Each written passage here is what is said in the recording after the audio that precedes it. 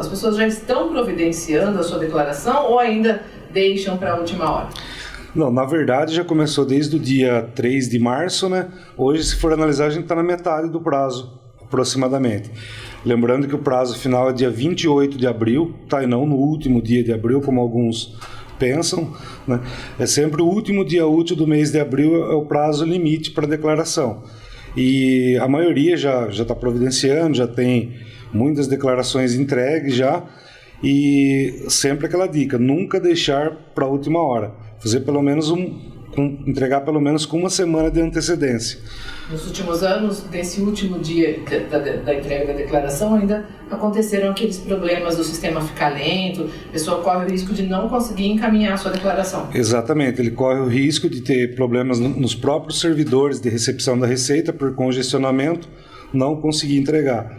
Lembrando que se não entregar no prazo e estiver dentro da obrigatoriedade, automaticamente gera uma multa em torno de R$ 165 pela entrega em atraso, pela não entrega.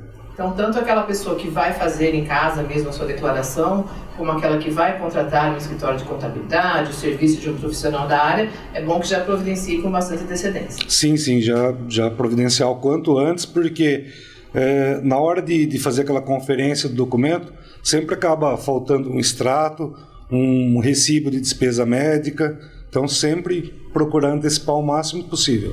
Muito bem, o jornalista André Arboleda está aqui no estúdio e também tem perguntas para o Fernando Gotardo. Pois não, André? Fernando, bom dia. Bom dia, André. Fernando, o senhor comentou da questão da multa, caso não seja entregue no prazo. E às vezes as pessoas não dão tanto valor com relação a isso. Além da multa, tem alguma outra penalidade?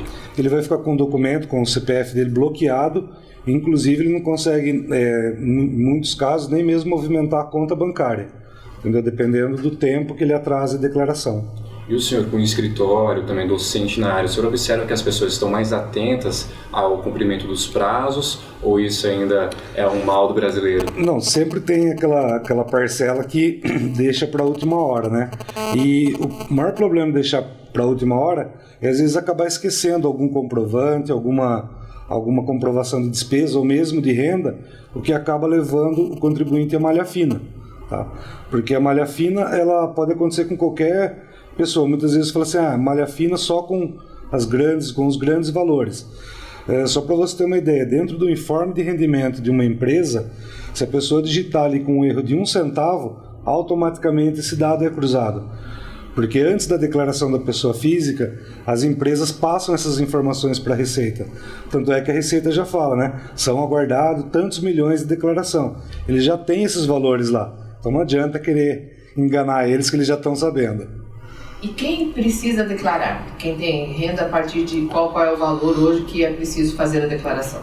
Quem teve renda de trabalho assalariado, autônomo ou rendimentos de aluguéis, por exemplo, de R$ 28.559,70. Tá? Esse é um dos fatores. Esse valor para cima tem que declarar. Tem que declarar. Muitas vezes a pessoa não atingiu esse valor, mas teve retenção de imposto durante o ano no seu salário. Ele pode fazer e tentar o valor de restituição. Além da renda, né, que muita gente foca na renda, acaba esquecendo outros dados. Por exemplo, quem tem bens e direitos acima de R$300 mil está obrigado a fazer. Então, por exemplo, tem uma conta bancária de anos acumulando e essa conta atingiu o valor de 300 mil. Se tiver um imóvel também? Um imóvel também nesse valor, todos os bens e direitos da pessoa somando o valor de 300 mil. Também está obrigado a fazer. Mesmo que não teve nenhuma renda durante o ano, está obrigado a fazer. Quem teve rendimentos isentos, por exemplo, caderneta de poupança, ou outros rendimentos que são isentos, mas acima de 40 mil no ano, também está obrigado a fazer. Não paga imposto, mas tem que declarar. Tem que declarar. Quem fez operações com bolsa de valores, em qualquer valor, tá, mesmo que seja através de corretora, e mesmo que o saldo dessas operações seja negativo, está obrigado a fazer a declaração, mesmo não tendo rendimento, mesmo não estando enquadrado nos outros itens. Quem teve ganho de capital na venda de um imóvel. É comum, por exemplo, quem compra um imóvel, a Receita Federal hoje no Brasil não permite a atualização ano a ano do valor. Então, no momento da venda, ele gera o ganho de capital. Tem a parte do ganho isento, tem a parte do ganho que é tributado. A pessoa que fez esse tipo de operação está obrigada a fazer a declaração do imposto de renda. Antes faz a geração do ganho do capital e depois faz a declaração do imposto de renda. Além, o senhor comentou dos rendimentos da poupança, que é isento, não paga imposto em cima disso. Além da poupança, tem alguma outra forma de renda? Por exemplo, uma bolsa de estudos também é isento de imposto? O que mais que é isento? Bolsa de estudos, desde que não acarrete benefício para nenhuma das partes, é isento de imposto, deve ser declarado na aba específica de rendimentos isentos. E fora isso daí, mesmo a parte por exemplo, de doações até o limite de em torno de 50 mil reais, também, por exemplo, receber uma doação menor que 50 mil, ela é isenta de tributação, mas deve ser declarado também nessa aba. Uma mudança que o senhor comentava aqui antes do início da nossa entrevista é que agora também os dependentes, a partir de 12 anos, já tem que ter um CPF para poder entrar como dependente na declaração? Isso, até o ano passado, era a partir dos 14 anos, teria que ter o CPF. Agora, a partir dos 12 anos, tem que ter o CPF. Na verdade, hoje, assim, a maioria das crianças já nascem já com o número do CPF, né? Já é um documento que acaba utilizando para uma série de outras coisas. Quem não tiver tem que providenciar. Tem que providenciar. Estamos conversando com o Fernando Gotardo a respeito do imposto de renda e o Adriel tem mais perguntas? Tenho sim. Fernando, como fazer a declaração passo a passo, principalmente pensando naquelas pessoas que vão fazê-la pela primeira vez? As pessoas que irão fazer pela primeira vez, supondo que ele vá tentar fazer sozinho, ele tem que juntar todos os comprovantes de rendimento dele, todos os extratos bancários, todos os documentos de imóveis, né? Preencher todos os dados ali dos rendimentos tributáveis, dos rendimentos isentos, todos os bens que ele possui. Lembrando que o imposto de renda ele sempre tem duas colunas, então que nem nesse ano a gente está fazendo a entrega em 2017, mas ela é relativa a 2016. Então vai existir um comparativo na parte de bens e direitos sobre os bens que ele tinha em dezembro de 2015 e o que ele tem em dezembro de 2016. Tá? Ele deve, primeiramente, juntar toda a documentação, todos os comprovantes, tá? Preencher com muito cuidado e verificar quantas vezes for necessário. Eu sempre falo, está preenchendo, surgiu alguma dúvida, procura um profissional da área de contabilidade. Embora para a Receita Federal ela entenda que cada contribuinte fez a sua própria declaração, é responsável pelos dados informados ali, é sempre bom procurar orientação. E para passar essas informações à Receita é preciso baixar um programa específico? Até o ano passado era, agora ele está integrado dentro do próprio programa de efeito preenchimento, ele já tem essa opção do envio ao final. Você foi criado um botão novo lá, entrega da declaração. Tá? No mesmo programa já foi integrado. Mais um facilitador, né? E o que pode ajudar na hora, por exemplo, da pessoa que tem que pagar mais imposto além do que já foi deduzido do seu salário mês a mês, o declarante que vai pagar mais imposto, o que pode ajudar a reduzir esse valor? Quais são as despesas que podem ser declaradas? Bom, pode ser declarada todas as despesas que a pessoa teve, né, mas o que ajuda, assim, o que diminui a base de cálculo, vamos dizer, do imposto, né, são despesas médicas, hospitalares, plano de saúde, dentista. Para isso não há limite, porém é sempre bom que ele guarde esses comprovantes, sempre com ele, porque no caso de um questionamento da Receita, ele tem o comprovante, o recibo do médico para ser apresentado. Despesas com educação, tá? Porém, com educação não é ilimitado, então, por exemplo, gastou 10 mil reais com faculdade, com colégio, por exemplo. Existe um valor máximo a ser compensado, a ser deduzido da base, tá? Para aqueles que tiveram, né, empregada doméstica também durante o ano de 2016. É possível deduzir a parte do INSS que é pago, essa parte pode ser deduzida, limitado também o valor, tá? É limitado a R$ 1.093,77. Então, por exemplo, tem empregada doméstica que ganha, supondo, tá, R$ 2.000, ela teve uma contribuição muito maior com o INSS, então existe esse limite, tá?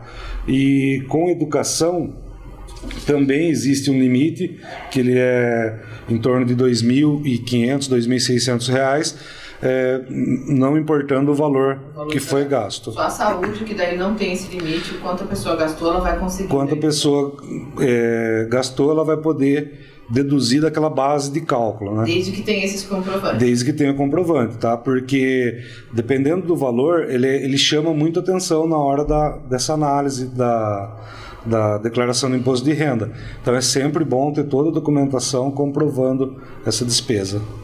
E qual declaração deve ser feita, a completa ou a simplificada? Então, na verdade, dentro do próprio programa, conforme vão sendo preenchidos os dados, os valores, no canto ele já vai apresentando por deduções legais, né, que é a completa, ou a simplificada. A simplificada ela faz o seguinte: ela pega a base de cálculo, quer dizer, o rendimento bruto que a pessoa teve de salário, e deduz desse valor 20%. Limitado também esses 20%, tá, a 16 mil e alguma coisa, que é o limite máximo de dedução pelo sistema simplificado. Nós comentamos aqui sobre os gastos que podem ser declarados, né, no imposto de renda, no caso não só os gastos da própria pessoa, como também dos dependentes. Isso, dos dependentes também. Na hora do preenchimento das despesas, né, quando você coloca, por exemplo, plano de saúde, dentro desse mesmo preenchimento tem lá com o próprio titular, que é o declarante, ou com os dependentes, para você inclusive escolher os dependentes. E tá? por exemplo, quem pode ser meu dependente? Meus filhos, meus pais? Em que condições eu consigo colocar a pessoa como dependente? Cônjuge, né, ou companheiro com quem viva há mais de 5 anos, filhos, pais, avós. Tá? Outros, né, menores que detêm a guarda judicial, por exemplo, podem ser colocados como dependente. Só vale lembrar assim, que a partir do momento que você coloca uma pessoa como dependente, se essa pessoa teve renda durante o ano de 2016, a renda dele também tem que ser alocada na declaração, o que às vezes acaba não compensando, porque vai ser feita uma somatória de renda, aumentando a base do imposto. Lembrando que cada dependente deduz R$ 2.275,08 por dependente. Por dependente. Então, no caso, a pessoa que tem uma situação mais complexa, que tem mais bens, mais dependentes, às vezes compensa, é importante que ela, se ela tiver dúvidas, que ela contrate um profissional da área, que isso pode ajudá-la a reduzir esse valor que ela vai ter que pagar de imposto. Sim, além de reduzir o valor que ela vai ter que pagar de imposto, ainda evitar transtorno de uma malha fina, por exemplo.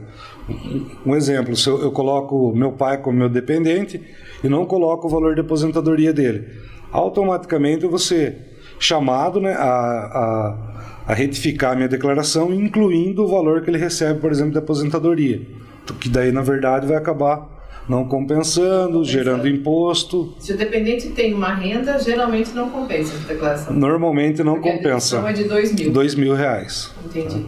Agora, no caso, por exemplo, das pessoas que têm já uma situação, tem um rendimento menor, não tem bens em seu nome, dá para a pessoa fazer tranquilamente em casa daí? Dá, tomando sempre cuidado, observando a melhor forma e não esquecendo de colocar os bens que ela teve. Por exemplo, a pessoa vai começar a declarar, a primeira vez que ela está obrigada a declarar por um motivo de renda ou por algum outro motivo, e ela coloca simplesmente os rendimentos e não coloca bens. Tá? No próximo ano ela vai fazer a declaração dela, obrigada de novo, e aí ela começa a colocar que ela tem uma casa, que ela tem um carro. Por quê? A Receita ela analisa também o seguinte, a evolução patrimonial que a pessoa teve. Então, por exemplo, eu ganhei 30 mil no ano, e aí durante esse ano eu comprei um carro de 50 mil sem financiamento. De onde veio esse dinheiro, né? Então eles fazem essa análise. Tem que ter uma explicação. Uma explicação também da evolução patrimonial da pessoa.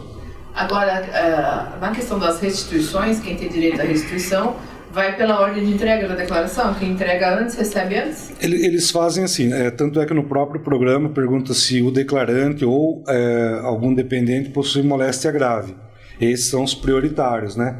Depois por idade e também pela data de entrega. Então quem entregou lá no começo de março provavelmente vai estar no primeiro ou segundo lote de restituição. Aqueles que entregarem lá no final vão receber no 8º e último lote lá em dezembro.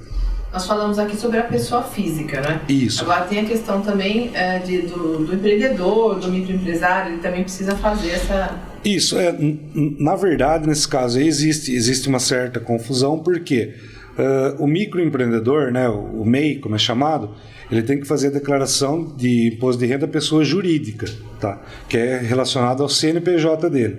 O fato dele ser um microempreendedor, dele ser um MEI, não obriga ele a fazer a declaração do imposto de renda, porque parte do princípio que o microempreendedor, a renda dele é um salário mínimo, que não atingiria os 28 mil. Então, o simples fato dele ser MEI não obriga ele a fazer a declaração. O que tem que ser muito bem observado é, por exemplo, eu tenho lá uma inscrição como microempreendedor e tenho imóveis acima de 300 mil. Então, o que está me obrigando a fazer são os meus bens e não o fato de eu ser MEI. Tá? Por exemplo, o MEI foi lá e comprou dentro de alguma corretora ações, tá, para negociar na bolsa e tudo mais. Mesmo que ele tenha tido perda, o fato dele ser MEI não obriga ele a fazer, mas o fato dele ter operado com ações vai obrigar ele a fazer. Exatamente. E Fernando, o senhor comentou da inserção do CPF de dependentes maiores de 12 anos. Além disso, tem alguma outra mudança que mereça destaque nesse ano? Além do programa que está unificado também, né? E um outro fato também que aconteceu no programa, ele tem uma opção lá de integração. Então, por exemplo, a partir do momento que eu fiz uma declaração e incluí lá um plano de saúde, colocando o CNPJ e o nome dele, qualquer outra declaração que eu for fazer, quando eu digito o CNPJ, ele preenche o nome da operadora. Ele criou tipo de uma memória dentro daquele programa instalado naquela máquina. Isso facilita bastante na hora de fazer várias declarações. No caso de pensão alimentícia, pessoas que pagam pensão alimentícia e os que recebem também. Isso também tem que estar na declaração de imposto de renda. É uma renda. É uma renda, tem que estar na declaração de quem paga, porque ele vai diminuir a base de cálculo dele. E de quem recebe, dependendo do valor, acaba implicando até em obrigatoriedade da entrega pelo fato de é uma renda para ele, é uma renda de pessoa física, ele vai relacionar o CPF de quem está pagando e tudo mais. Agora, se por exemplo houver um erro, a pessoa fez isso em casa, ou até mesmo contratou um profissional e houve um erro, caiu na malha fina, quais são as implicações disso? Caiu na malha fina, por exemplo, a pessoa vai ser comunicada pela Receita, né, através de carta. Ele pode fazer o acompanhamento da declaração dele por um portal, ECAC, criando uma senha, um código de acesso de cada pessoa. E aí ele vai ter lá, ele vai ver que a declaração dele ficou retida. Ele pode procurar a Receita vai analisar e fala para ele, olha, aguarde ser comunicado. Porque às vezes o erro pode até não ser dele, pode ser da empresa que entregou um informe com algum valor errado para ele. A empresa vai ser comunicada, da empresa retifica primeiro e depois ele vai ter que fazer a declaração retificadora para ficar de acordo com o informado pela empresa. Mesmo se a pessoa tiver dúvida, é melhor já fazer, já entregar dentro do prazo, depois tem como retificar isso? Ou como proceder nesse caso? Deixou lá para o último momento e surge uma dúvida. Bom, lembrando novamente, nunca deixe para o último momento, mas chegou no dia 28, às 6 horas da tarde, falou, bom, deixa eu fazer minha declaração agora, né? Aí começou a montar a declaração, notou que esqueceu de um extrato bancário, de alguma informação. Entrega, faltando aquilo, depois levanta a documentação que está faltando e entrega novamente, faz a retificadora. Por quê? Se ele entregar no dia 28 e fizer depois a retificadora, não tem problema, tá? Ele não vai pagar multa. Agora, se ele deixar de entregar no dia 28, automaticamente gera multa. 28 de abril está o último dia. O último dia. E Fernando, falando em erros, quais os erros mais comuns que o senhor observa?